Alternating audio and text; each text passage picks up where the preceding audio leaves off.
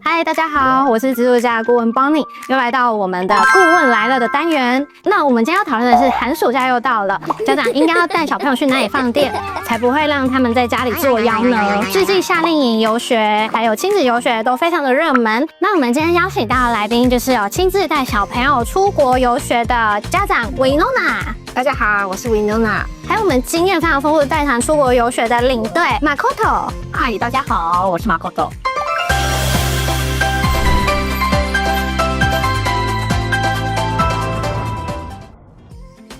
那我想要请问一下Winona，当初呢是怎么想说要带小朋友出国游学？其实我想要带小朋友出国游学，是想让他提早的时候认识这个世界，多点国际观，早点出去看看这世界，然后能够趁暑假这个游学期间，是不是在这个环境里面都是外国人，他可以让自己的英文更提升。对。那Makoto是之前也有带过小朋友出国游学吗？每年暑假都会带游学团出去。那想要请问一下两位，你们之前是去哪些国家？这次是去澳洲，上次去加拿大。那选择加拿大跟澳洲的原因其实是有私心的，因为我本身没有去过加拿大，所以我想要去那边看看，去那边玩，然后就是顺带带小朋友过去。这一次澳洲的话，是因为其实我上次去澳洲等于是说出差。然后也没有多看看这个城市，然后想说，小朋友去上课的时候，我可以多观光一下这样子。Makoto，你是每年带小朋友出国是有限定的国家吗？我曾经在去过的国家就是有到美东、波士顿，现在是每年固定会带去加拿大。刚好Winona说她也有带小朋友去加拿大，为什么会想要选择？就是可能像最近我知道，像加拿大就蛮流行的。蛮热门的，因为我带的是游学团，其实家长把小孩托付给我，然后我选择的营队一定是要能够让我信任，然后我才能够把小孩子带去又安全的带回来。所以这个营队是我合作将近20年，我觉得是非常非常值得可以推荐给所有的家长，所以我才是一直带。那像Makoto有提到有带到美东、加拿大等等这些，让你觉得他们的差别会是在哪边呢？美国我带过一次，后来我就没有再带。我们会带孩子进入市区，然后给我印象很深刻的时候，就是我们坐捷运，然后呢进到市区的时候，整个车厢那个时候暑假的期间非常非常多的学生，然后那个时候我的学生竟然就跟着其他的学生出去了，为什么？因为都是讲中文。那个时候让我感觉到说我不要选择那种华人太多，所以我就没有再选择美国线。对，了解。如果年龄比较小，然后他又是第一次出国的话，我会比较建议像参加游学团，有领队带，然后到像加拿大这样子，就是它治安相对好一些的国家。对，那如果说他已经是高中了，他比较能够独立。那他其实就可以选择比较不一样的国家，美国也可以，澳洲、纽西兰都可以，加拿大当然相对也都可以。Makoto，我想要问一下，像刚刚Winona有提到，他是亲子游学的方式带小朋友出国去游学嘛？那像亲子游学跟您带的游学团的差别会是在哪里？正好我最近有一个例子，就是有一个爸爸他带了他女儿来咨询，他女儿10岁，然后呢，他刚好有一个工作上的空档，然后他就想说可以有一段时间可以陪女儿，然后呢，他自己也可以有学习的机会，所以呢，我就跟他介绍了游学团，然后还有整个语言学习的这个过程。他本来是想说他是带着他的女儿这样子一起去，就后来他听过我的介绍以后，他回家后来跟太太讨论以后，他就告诉我说，我决定把小孩交给你，因为他要自己学英文。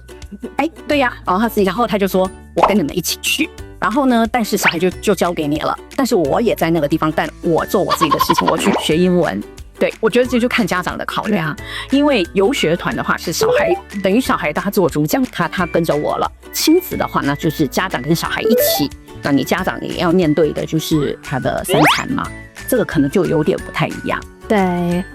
就是如果把小朋友完全交给你的话，他就可以完全去做自己的事情，也算是给自己放个假嘛。那马上要飞过去。都在旁边看一个例子是刚好都一起去，那当然也有就是那我就做我自己的事情，也许就不跟着去，对，都有可能。我有哪你之前都是亲子嘛，让小朋友去过游学，其实因为我的小孩他还很小，比如说他现在可能才小2，然后第一次出国游学的时候是小1，所以基本上都是我跟着，也算是一种亲子游学吧。但是我相对是比较懒的那种，所以我是想要人家看着，然后把他送去上学之后，我就回家，然后做这些事情，或者是去逛街这样子。所以我是属于那种比较没有去上课的妈妈，亲子游学。那我想要问，就是不管是像亲子游学或游学团，小朋友他们一天的行程会是怎么样子的？小朋友他的一天行程就是比如说加拿大好了，那他们上课时间是我记得好像是9点到9点半左右吧，然后他的放学时间比较早，他说3点半就放学了。他的课程方面是，比如说1周里面有1到2天会带出去玩，就是下午时段。澳洲的话，因为我小朋友有反映说他在台湾已经很累了，他觉得他每天都在读书，然后去想要玩多一点，所以我就是帮他找一个澳洲是找我们是4点半接，但是他是中午过后小朋友就开始出去玩，每天都出去玩哦，不管是带去景点也好，还是说附近的公园也好，所以他每天都在放风，就是很开心。那尤其是澳洲，因为我是去黄金海岸嘛，那黄金海岸很多那种很好玩的那种游乐园，然后其实票价都蛮贵，动物园、游乐园，那可是他的学费都包含在，就是你不用再额外付那些费用，它都包含在你的学费里面，所以是对我们来说是非常划算的。对。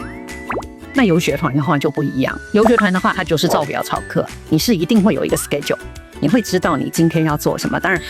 坊间大家能够接触到的游学团，一定就是每天一定也有课程，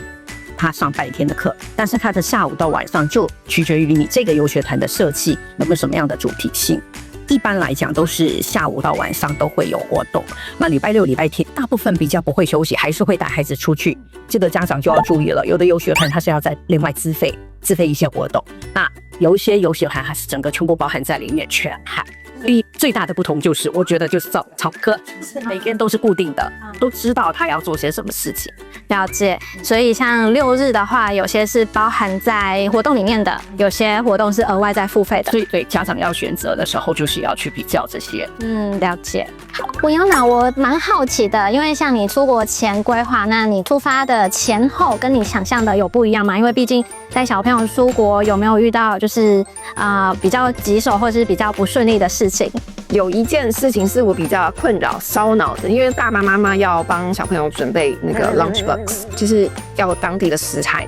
要去生啊。然后就蛮烦恼的。可是我发现那边的小朋友吃东西就是还蛮简单，他们就可能带个香蕉啊，然后带个小饼干，然后午餐就这样子。所以我也就是有比照办理过1-2天，可是还是尽量不会为小孩子煮是比较中式的，然后比较方便不会流出来的那种食物。对，他每天中午的便当我们都要帮他准备。所以亲子游学的便当就是妈妈都是，就妈妈或爸爸，其实单餐都是爸妈在准备啊。尤其中餐要带出去上课，然后早餐你起床再准备，晚上回来也是这样。OK， 基本上一整天都在想要煮什么，要吃什么，对，跟台湾一样，就是妈妈。其实我在那边的时候发现，就是我们是自己去嘛，有一个那是全部台湾人的，他们是另外一家的游学团带过去，他们群组就是发挥的还蛮有功能的，就是他们有一个妈妈很会煮饭，所以说所有的他们20个吧，然后就是很多便当都他准备，他其实煮一套，然后就是分团散的概念，然后就是给他们那个小朋友带便当，爸爸妈妈参加的话，就只要掏那个买菜钱就好，看了也就蛮羡慕的，对。可是我没有选择，就是跟他们那个团，对。但是我是觉得说，因为我们当初就是在找游学、亲子游学的时候，就会想要找那个台湾人比例少的国家，因为爸爸妈妈总是想说出去，我要让小孩子有环境嘛，总不能跟台湾一样。所以我们就会找说，日本人、韩国人，然后欧洲人，然后相对于他们比例会比台湾少。但是说真的，我出去之后发现说，你无论在哪里都会遇到讲华语的人。他即使说我们找的学校，台湾人的比例非常少，但是呢，你要让小孩子能够进步的空间，其实还是要看他的运气。像我的小孩子。他的例子也蛮特别，就是他的班上不会像是其他，因为他是小班，然后不会像隔壁班比较大一点的那个班，台湾人的比例这么多。那他们班里面就是几个人排除女生，因为小男孩不会想跟小女生玩，然后排除女生的话，就是都是外国人比较多，但是他选择性上面还是会以他的个性为主，说他的外国朋友里面有一个就是挺爱尖叫，然后他就不想跟他玩。然后另外一个是很爱踢人的日本小男孩，要踢女生，所以他也不想跟他玩。然后最后找一个稳定的孩子坐在旁边，然后那个人也是台湾人，所以他到最后还是跟台湾人在一起。对啊。所以就是我觉得看运气，但是相对的，他就是有在那个环境还是以玩为主，然后看了很多，然后也玩得蛮开心的。所以他的语言这一块，我就当做是一个 bonus 这样子。因为他本身就是，其实我说真的，在台湾还是要多接触，不可能说到了国外就会多进步。那我的朋友的经验是，我小孩的同学，他们也是有亲子游学的经验，但他们就是到了国外的时候，可能就是突飞猛进，然后口音也被矫正得很好。可是回到台湾的时候，又一样。台湾腔又出来了，所以就是一段时间一段时间。但我相信说小孩子他的就像海绵一样，你把它丢到哪里，他就会变成怎么样。所以其实只要一直有接触，他英文提升还是有空间，还是会进步的。好，那除了像国籍比例是家长可能会考虑到的，我觉得最关键应该是安全性的问题啦。对，所以我想要问我们Makoto，你怎么做到让家长安心的这一块，让他们可以愿意让小朋友出国去游学？我就用我自己的做法来讲好，每年带游学团出去，在出发前我就会组家长群组，学生是学生的群组，家长是家长的群组。我是等于算是不定期的，我会在群组里头跟家长讲我们今天做了哪些事情，除了课程以外，他每天的外出活动，那我都会有照片、影片告诉家长们。家长其实他们就会变成非常非常期待。时差的问题，眼睛一张开来，第一件事情就是想要看群组，知道说，我的孩子我前一天做了哪些事情。对，这个第一个就是让他们安心，他们知道说小孩在外，然后他的旁边有一个像妈妈一样的角色的老师在旁边，随时都可以照顾到他们，看到他们，这个是第一点。那另外安心的话，我是觉得帮家长把关也是蛮重要的，就是我刚刚前面有讲到的一个营队，我们一定是要看他方方面面，他包括他活动的一些场域。都是要是正式的，然后是安全的。其他的话，我是觉得，比如说保险，对这个我是觉得也是必须要让家长知道，说他们出门在外有任何的意外呀、医疗啊，这个也要让家长的安心。大概就是这几点是先决条件，一定要先让家长知道的。的确，您有遇过就是什么突发状况，或者是你觉得很棘手的问题，想要跟大家分享吗？带团这样子快要20年，差不多。怎么讲呢？每年你如果说小孩子出去没有碰过任何状况，感冒啊、发烧啊，这个我是觉得很稀松平常。但是我曾经碰过，即使是小孩子自己在草地上跑来跑去，他的左脚绊右脚都能够绊到骨裂。对，也有。所以我觉得意外永远都有可能在知道的时候会发生，所以选择游学团的时候，可能你就要先注意到，你出发之前你要知道说你的孩子在这一段期间的保险状况，是不是这个营队他在当地有做保险。那如果没有的话，当然家长在这一边在台湾，你就要先把这种意外医疗通都保好。我这边因为我自己的例子就是这个孩子他在那里急诊，然后手术。所有的这些就骨科的这些费用的，全部都没有让家长花到1公顷。那回来当然就是回来的术后照顾啊什么的，当然是回到台湾的自己的照顾。但我就以当地来讲的话，这个例子是我觉得家长在选择营队的时候，也要稍微注意一下。最后就是大家最关心的关于费用的部分，我想要问Winona亲子游学的费用这次大概花多少？记得那时候好像花20多万吧，就是我家像小朋友，因为我们其实坐飞机的话就尽量选那种转机，比如说转到日本啊，而且你那时候可能就是有试出到便宜的机票，2个人这样差不多5万。然后因为小孩子还小嘛，所以给打折。再来就是我们住的话，因为我朋友在那边，然后也是要游学，就一起去，然后我们大家就 share Airbnb， 所以说在这个方面说也算是便宜的，就是等于是我们2个母子就是 share 一个返线。你说20几万一起多久？我们19几万3个礼拜。澳洲是整天的课程，就是他就是早上上了3小时，然后中午吃完饭之后，他就带他们出去玩。因为澳洲就是我们去黄金海岸的时候，遍地都是公园嘛，就今天这个公园啊，明天这个游乐园啊，这样每天看到玩的，所以全部都是包含。反正就是这样下来的话，还有吃饭、伙食，就是20几万。但当然是说你的机票要便宜，然后我们3餐都自己煮只有在周休的时候，偶尔才带他们出去玩一点吃。那像你说周末的时候才会去外面吃，我想要知道一下，你觉得那边的生活消费会很高吗？会，很高。其实我选择加拿大跟澳洲都还算是小 case 吧，因为大家都知道英国跟美国是更贵，所以我把它放后面。就是英国、美国还是要有机会的话，可以再去看看。但是我觉得那个加拿大跟澳洲算是你可以找到不会那么贵的东西了，没有像美国那么夸张。尽量选那种10几块的那种，10几块也有那种自助餐的那种中式的，超难吃。最后，我想要问大家有没有什么建议想要给我们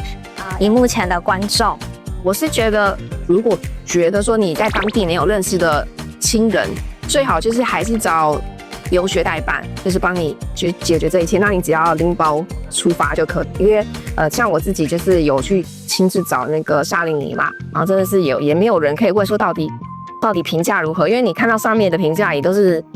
零零散散的，你想要问一个说，你觉得如何的人都没有，所以我到最后还是决定全部都给留学代办这样子。对，那可是我觉得说，如果说你要准备出发的时候，你至少要抓半年之前就开始先了解一下状况，因为其实这些游学的地点都还蛮夯的，抢手，像菲律宾就很抢手。还有你早点开始登机票也不错，就是你可以等到很好的价钱的释出这样子。在游学团来讲的话，给家长的建议，你先选好国家，然后呢，你再针对这个国家有的营队呢，你要可能开始去咨询，但当然是越早报名越好，因为这种营队的话，名额都有限嘛。那还有一个，我是觉得家长他可能就是要自己做功课，为什么？因为就是游学团是你要把孩子给放出去，等于就是说你要放手，相对的你自己家长也是一个自我成长的机会，那是反向的，就是说你放孩子出去成长，你自己也要习惯说小孩子托给人家带了。因为我曾经碰过有家长，我不是有家长群组嘛，他会每天数照片，我的小孩怎么今天只有7张照片，可是谁谁谁他有20张照片，类似像这样。那你要知道，其实我们现在的孩子不一定每一个人喜欢面对接壤，对，所以在事前的功课，就像亲子游学也是有功课要做，那这种参加游学团也是一样。你今天出去外面，其实就是要多刺激、多学习，去交朋友。那可能也是要训练孩子，当然他要能够要提升勇气，面对镜头的时候，请多带笑容。因为我们真的，我常常相机一拿起来，外国孩子对着我就是各种表情，很自然。可是我们台湾的孩子第一时间大部分都是躲起。对，也是一个前面可以慢慢培养自信，然后请家长也是可以在前面多做一些功课。然后还有一点要补充，就是我觉得住的方面的话，像加拿大就可以选择在捷运站附近，因为那边当地是不用，像12岁以下小朋友是免费，所以我们就是以住远一点，然后那个房子就是 Airbnb 的条件好一点、大一点的空間，然後可能坐個20分鐘以上，然後去學校，然後每天這樣做捷運接送。國外給予那個小孩的補助還算福利還蠻好的。遊學團的話，就是你要找，我是覺得要找有領隊帶的遊學團，然後這個國家是你本來一開始你就鎖定的，但是這個遊學團的這個項目是你要先去注意它的整個內容以外，那帶隊的對老師也是蠻重要的，可能你事先就要先能夠有面對面的機會，你要多了解互動，對，等於出發之前他們都知道，其實我每天要講的也只有說其實今天做了誰的事，然後家長就開始看什麼也沒有，除非他們個人有自己開始私訊我，可是那個還可以讓把比如说加拿大到晚上10點才會天暗，小孩子不可能夏天放風白天就回宿舍，然後就回到學校，沒有啊，我們一定是到了天黑，然後要解散的話，一定都是11點了。可是我有碰過這樣的家長，就是老師為什麼他們每天都10點以後才能上床睡覺，甚至11點？我在台灣是不可能的，每天都要準時上床睡覺，這怎麼可能？那一年碰到的家長，他就是我無法接受，他每天都這麼晚才能夠解散回房間洗把睡覺，他就不是。那之前不是有給他看那個 timetable？ 對啊，對寫啊，幾點到幾點？其實一般遊學團不會寫到這麼細，因為那個可控性太多。我在不是會念書的時候活動，然後車程回來加上吃飯，那個可能都會有我 delay， 我不可能講幾點7點到8點我做這件事，9點到10點做這件事沒有，所以往往解散都是已經是10點以後的事情了，而且那時候還剛好天黑。大部分的不管是游学团、夏令营，或者是亲子的话，可能会稍微谁妈妈可以自己控制呢。等等，其他的话，大部分都是9点甚至10点，然后跟着大家团体活动。参加那个游学团，差不多都多大？一般营队现在坊间看到的，从10岁开始到18岁，甚至于大学生的营队都有，就看他怎么样分龄来做活动。可是10岁开始是已经是差不多最小的。那如果说你是安排 homestay 的话，那不是不会有安排 homestay， 就是住一般的这个游学团来讲的话，我们整团带出去就是住学校，住上学校说，对，就是他的 campus 就是在学校里头，上课也在那里，然后活动带出去，但是他的住宿也在学校，就看就是你要选择他的住宿环境。那它是1人1房呢？几人房呢？2人房呢？4人房还是6人房？这也是要住，就是你一开始在咨询的时候，生活起居就是有你还有那边的工作人员一起，他要能自理哦。其实参加游学团的孩子，全部都是生活要自。对，我也有碰过，你孩子回到家，然后他妈妈马上带他去，回来3个礼拜以后回来，把他给带去美容院，整个头发都把他重新把它剪掉，重来过。为什么就是他根本不会直接梳好，然后全部打结，也有过这样的，因为可是他也已经是上了小学以上的孩子，就是即使是这么简单的事情，我自己洗澡都可以没有问题，可是他没有办法把它梳得非常好的，也有回来之后把它全部打结的地方没有办法梳开，就剪掉重来一遍，也有这样子的，就是生活要自理，所以就是你跟着他们。然后就是一般营队没有，一般营队老师的角色是我把孩子带到营队，报到了以后就是交给营队老师。我的话，营队老师其实我可以都不要管他们，可是我的做法是我都在他们活动的时候全程跟着。那营队的老师不会管我做什么，带活动教课程都是营队的老师，都是现地的外国老师，跟我没有关系，只是我在旁边起到一个就是孩子他都，我自己觉得孩子看到我也会安心，然后这边的家长也会安心，觉得说其实营队老师都在，都知道是我该可以不做，但是我的做法是我从头到尾都跟着他们去划船，我就跟着去划船，他们去攀岩我也跟着去攀岩，老师们都会说来，马库多你也来，有时候我也跟着划船，有时候我也跟着拍片，去看我要不要啊。现在的夏令营游学团种类真的非常的多，你们会怎么选呢？其实我下一的目标会想要让小孩子去参加那种完全没有英文课，然后就是每天在那边做手作，然后出去户外打网球，然后每天不同的打什么篮球、足球，就是玩一整天那种的课程。因为我觉得他们就是自然而然在这个互动中就是学英文，因为我要求的是他的那个 speaking 跟那个听力。就不要上英文课，又要管你叫谁念，然后这样听。现在坊间的游学团的主题非常多，那当然就是家长要依着小孩自己的兴趣。对，就像比如说我每年我带的这个加拿大营队，它是以户外运动为主的。家长来咨询，我一定会先问说你的孩子喜欢运动吗？有的家长就说他完全不喜欢，完全不喜欢的话，那就变成就是有点不太合适了，因为我们是一直不停的把孩子带到外面去做各种运动。那我自己自身一个经历好了，就是我的女儿在小时候，我送她到纽西兰参加过一个夏令营，很特别，她住在牧场里头。她一报到的时候，每一个孩子都可以认一匹马，然后那匹马就是她那个时候是3个礼拜，有2个礼拜住在凤城里头，然后那2个礼拜每天她都要骑那匹马。然后呢？但是他有1个礼拜，他是要到那个 homestay 住宿家庭的爸妈每天会把他带去入校去上课。那当然入校上课，那个时候他才小学3年级，好像10岁嘛。然后他可能那个时候英文程度对他来讲有点太近白了，所以造成他日后他其实到很大了。后来他跟我分享，他说他都已经忘记在那边有学过什么英文，完全没有，一点印象都没有。但是他永远记得，他每天记得那批。所以我是觉得，帮孩子选这个主题的时候，你可能也要依着他的兴趣。对，听起来好像我也想去下一次。有时候要去多听一些介绍。那刚听完介绍以后，常常都是家长说，哦，那我也想参加，干脆给报大的，我也想参加就对。